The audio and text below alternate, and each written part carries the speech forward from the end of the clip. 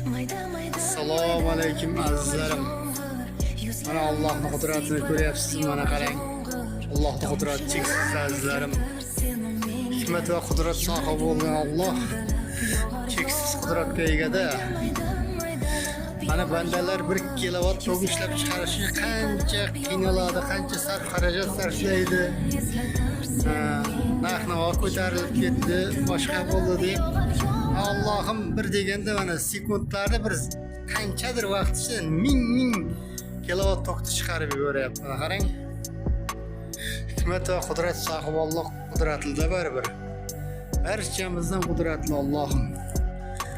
Allohim ko'rsatgan kuningga, bergan rizqingga behisob shukr.